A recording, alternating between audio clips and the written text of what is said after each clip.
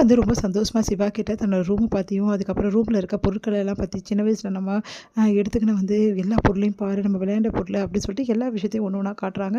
அத பார்த்து சிவா யோசிக்கிறாரு, இந்த அளவு சிந்து நம்மள நேசிச்சிருக்காளா? அப்படின்னு சொல்லிட்டு சிந்து வந்து பார்த்துட்டு நம்ம சிவாவுக்கு ரொம்ப ஆச்சரியமா இருக்கு.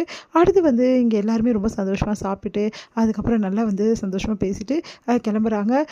இங்க வந்து என்ன பண்றாங்க, செம்ம டென்ஷனா இருக்காங்க மகா. மகா வந்து ஃபோன் பண்ணி கேட்குறாங்க, இந்த மாரி வந்து சிவா பண்ணுவான்னு நெனச்சு கூட பார்க்கல. அந்த சிந்து இந்த மாரி கூட்டின்னு போயிட்டாளே! இதெல்லாம் என்னால ஜீரணிக்கவே முடியல அப்படின்னு சொல்லிட்டு ஸ்னேகா கிட்ட சொல்றாங்க. ஸ்னேகா வந்து நீங்க கவலைப்படாதீங்க ஆன்ட்டி. அது சிந்துவ வீட்ட விட்டு அனுப்புறதுக்கு ஒரு வழி கிடைச்சிருக்கு அப்படின்னோனே அதிர்ச்சி அடைகிறாங்க. நீ என்னம்மா சொல்ற? அப்படின்னோனே, ஆமா ஆன்ட்டி. நான் வந்து டைவர்ஸ் பேப்பர்ல வந்து சைன் வாங்குறதுக்காக குடுக்குறேன். அந்த பேப்பர்ல சிந்துவோட சைன வாங்கிடுங்க. நான் சிவா கிட்ட எப்படியாவது வாங்கிடுவேன். அப்புறம் என்ன சீக்கிரமாவே வந்து அந்த சிந்துவ நம்ம டைவர்ஸ் பண்ணிடலாம். கண்டிப்பா சிவாக்கும் சிந்துக்கும் டைவர்ஸ் ஆயிடுச்சுன்னா எந்த பிரச்சனையுமே கிடையாது. அதுக்கப்புறம் எனக்கும் சிவாக்கும் கல்யாணம் ஆயிடும். இது வந்து கண்டிப்பா நடக்குமாம்மா. கண்டிப்பா நடக்கும். எந்த பிரச்சனையும் இல்ல. இந்த மியூச்சுவலா டைவர்ஸ் வாங்குறதுக்கு எல்லாமே 2 பேருமே வராமயே என்னால வாங்க முடியும். பணத்த செலவு பண்ணா எது வேணாலும் நடக்கும் அப்படின்ற மாரி சொல்றாங்க. அத கேட்டுட்டு வந்து இதெல்லாம் நடந்தா எவ்வளோ சந்தோஷமா இருக்கும். நான் உனக்கு வாங்கி குடுக்குறேம்மா அப்படின்னு சொல்லிட்டு அவங்க பொண்ண கூப்பிட்டு இந்த மாரி சிந்து கிட்ட ரேஷன் கார்டுல வந்து பேர் சேர்க்கணும்னு சொல்லிட்டு சைன வாங்குன்றாங்க. அதன்படி வந்து அந்த பொண்ணும் வந்து சிந்து கிட்ட வந்து சொல்றாங்க.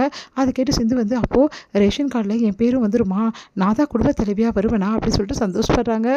சிந்து சரின்னு சொல்லிட்டு சைன் பண்ணி குடுக்குறதுக்காக பண்றாங்க. ஆனா அதுக்குள்ளயுமே வந்து கரெக்ட்டா வந்து அந்த டைம்ல சைன் பண்ண முடியாம ஆயிடுது. சரின்னு சொல்லிட்டு மறுபடியும் சைன் பண்றாங்க. பார்த்தா வந்து சாமி கிட்ட நான் வச்சு குடுக்குறேன்னு சொல்லிட்டு பேனா எழுதால வச்சு குடுக்குறாங்க.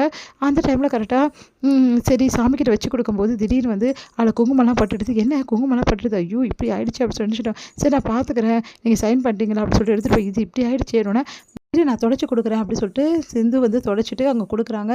உடனே வந்து அந்த சிந்துக்கு ஒழுங்கா கையெழுத்து தான் போட தெரியலனா, ஃபார்ம கூட ஒழுங்கா பிடிக்க தெரியலம்மா. பாரும்மா எப்படி பண்ணியிருக்கா அப்படின்னு. சரி விடுடி குங்குமம் தானே கொட்டியிருக்க. அதான் வந்து அலைஞ்சு போச்சுல ஒண்ணும் பிரச்சனை இல்ல பார்த்துக்கலாம் அப்படின்னு சொல்லிட்டு இத நான் வந்து முதல்ல ஸ்னேகா கிட்ட குடுத்துடுறேன் அப்படின்னு சொல்லிட்டு சந்தோஷமா வந்து குடுக்குறாங்க. இங்க ஸ்னேகாவும் ரொம்ப சந்தோஷப்படுறாங்க. இதுக்கப்புறம் இருக்க ஆன்ட்டி அவளுக்கு சிவாவும் சிந்துவும் சீக்கிரமா டைவர்ஸ் பண்ணிட்டு வாங்க. அதுக்கு நான் பொறுப்பு ஆன்ட்டி. அவளுக்கு இருக்கு எல்லாத்துக்கும் அப்படின்னு சொல்லிட்டு சொல்றாங்க. இங்க வந்து ஸ்னேகா என்ன பண்ணாங்க, சிந்துக்கு கால் பண்றாங்க. உடனே இந்த ஸ்னேகா எதுக்கு நம்மளுக்கு கால் பண்றா அப்படின்னு சொல்லிட்டு சிந்து வந்து கேட்குறாங்க. என்ன என்ன சிந்து ரொம்ப சந்தோஷமா இருக்க போல் இருக்கே. மறு வீட்டுக்குலாம் போயிட்டு வந்தியா? அவ்வளோ சந்தோஷமா உனக்கு? உனக்கு சந்தோஷத்த இப்பவே பட்டுக்கிட்டனால எல்லாத்தையும் பட்டி முடிச்சுடு. ஏன்னா இதுக்கப்புறம் உனக்கு சந்தோஷப்பட டைமே இருக்காது.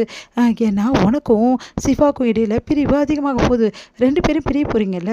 அதனால இப்பவே சந்தோஷப்பட்டுக்கோ அப்படின்னோனே அதிர்ச்சி அடைகிறேன். நீ என்ன சொல்ற? அப்படின்னோனே நான் சொல்றது இப்போ புரியாது. கூடிய சீக்கிரம் உனக்கு புரியும் அப்படின்னோனே அதிர்ச்சி அடைகிறாங்க சிந்து.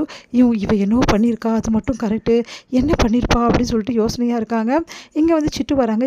என்னாச்சு சிந்து? ஏன் இப்படி வந்து சோகமாக இருக்க? அப்படின்னோடனே எனக்கு என்னமோ ரொம்ப பயமாக இருக்குது.